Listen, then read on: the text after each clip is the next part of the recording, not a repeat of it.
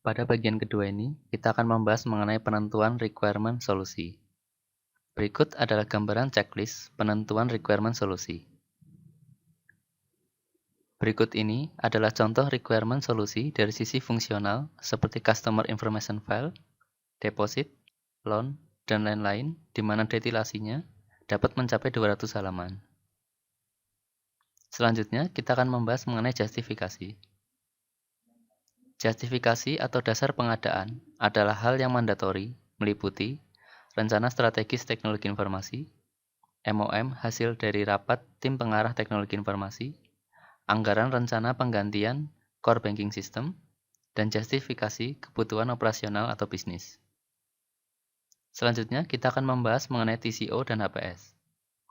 TCO adalah estimasi total biaya yang dikeluarkan untuk memperoleh, mengoperasikan, dan mengganti sesuatu selama masa pakai yang terdiri dari biaya langsung dan biaya tidak langsung.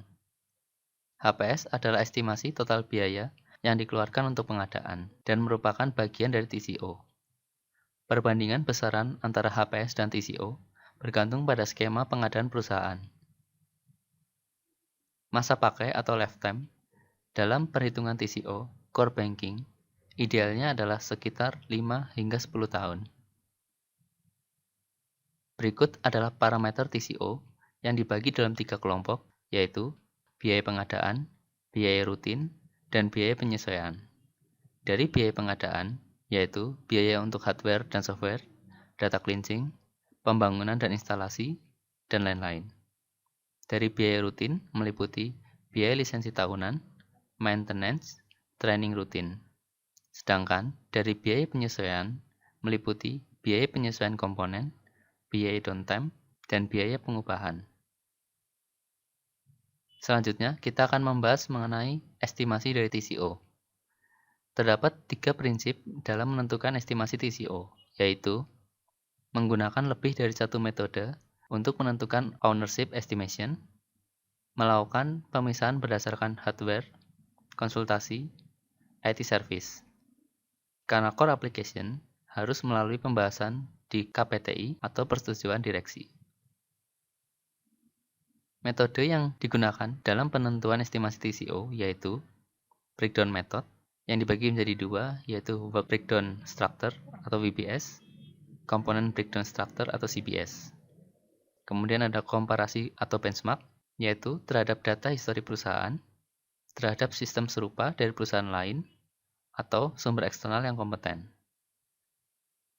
Ada juga expert judgment, yaitu untuk sistem inovatif atau baru, untuk kondisional di mana tidak ada harga pembanding, untuk kondisional di mana deviasi dengan pembanding terlalu besar.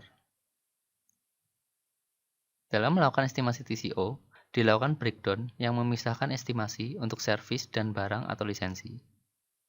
Pada barang atau lisensi, dilakukan comparison atau benchmark dengan menggunakan perbandingan apple to apple. Dan service dengan menggunakan work breakdown structure.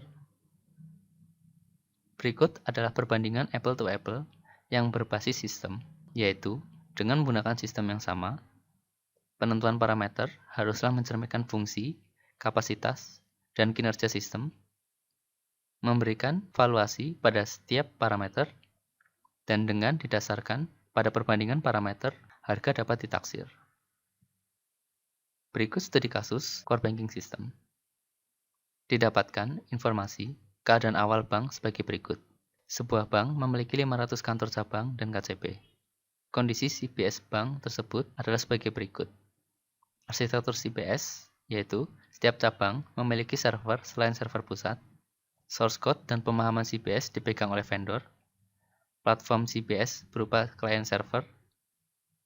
Server pusat menggunakan AS400 yang proprietary. Terdapat banyak kebutuhan dari bisnis yang tidak dapat dipenuhi dengan cepat karena harus selalu berkonsultasi dengan vendor.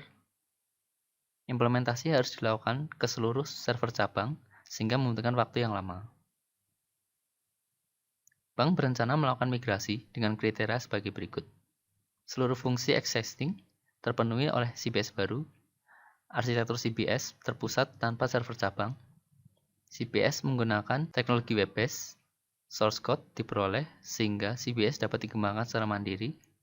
Platform berupa open platform. Didapatkan TCO apabila tidak mengganti CBS, yaitu sebesar 9.840.000 US dollar. Sedangkan apabila dilakukan migrasi CBS, TCO yang didapat sebesar 6.760.000 US dollar.